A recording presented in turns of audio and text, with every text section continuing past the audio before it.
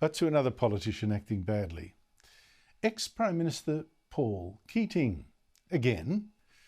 Now, our current Labor Prime Minister, Anthony Albanese, is in Germany to talk about a $1 billion sale of our military vehicles to the Germans and how we can help Germany be less dependent on the Chinese dictatorship. And after this, Albanese flies to Lithuania for a meeting of NATO, the US and European Defence Alliance, whose head, Jens Stoltenberg, wants to reach out more to countries in our area, like us and Japan and South Korea, again, because of this growing Chinese threat. And that has infuriated former Prime Minister Keating, who's been a huge pro-China shill. Now, Keating called Stoltenberg a supreme fool, and he blasted NATO for wanting to open offices in Japan, writing, Europeans have been fighting each other for the better part of 300 years. Exporting that malicious poison to Asia would be akin to Asia welcoming a plague upon itself. And he falsely claimed China has no record of attacking other states, unlike the United States, which is true only if you ignore China's invasion of Tibet and China's invasion of Vietnam in 1979, and you close your eyes and go, la, la, la, la, la. Now, Albanese was forced to interrupt his tour to defend Stoltenberg and NATO from Paul Keating. Jens Stoltenberg is a friend of Australia. I have met him on a number of occasions, and we need to remember the role that NATO is playing. There is a land war in Europe. Joining me is the country's top foreign affairs writer, Sheridan of The Australian. Greg, great to see you. Paul Keating's attack on Australia getting closer to NATO to protect ourselves from China. It makes a change of him attacking you, I know that.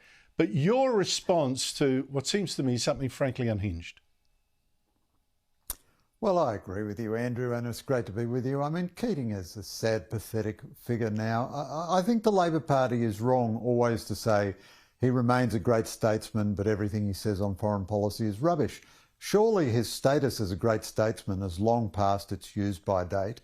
And this grotesque personal attack on Jens Stoltenberg, Keating always is full of personal abuse. I tell you what, if anybody in Australia behaves like Donald Trump with his personal abuse and his wild disregard for facts, it's Paul Keating.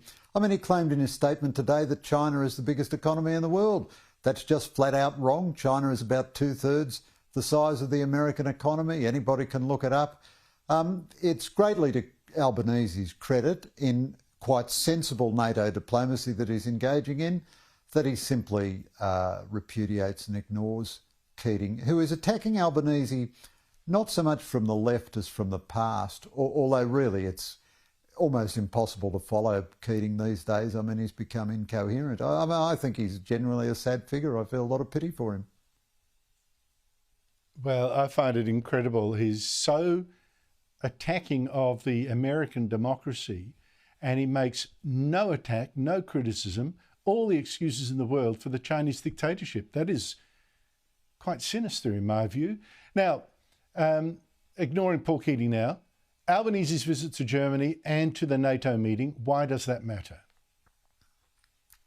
Well, NATO has some real serious business to deal with at this summit. It's got to find a way to get Sweden in past the veto of Turkey, and it's got to think about a possible Ukrainian membership in the future after there's a peace settlement of some kind with Russia, because a peace settlement which doesn't involve security guarantees for Ukraine will just be a pause for the Russians to begin fighting again after they've got their breath.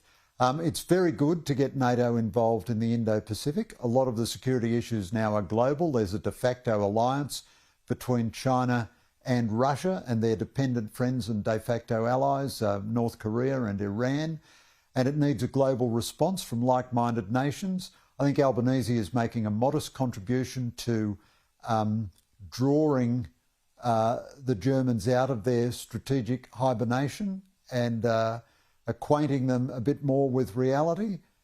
It's good that there are going to be more German troops participating in Operation Talisman Sabre. These are all modest incremental developments. They're not revolutionary, but they are all very useful. Germany is a like-minded nation to Australia, and it's good to have more security cooperation with it.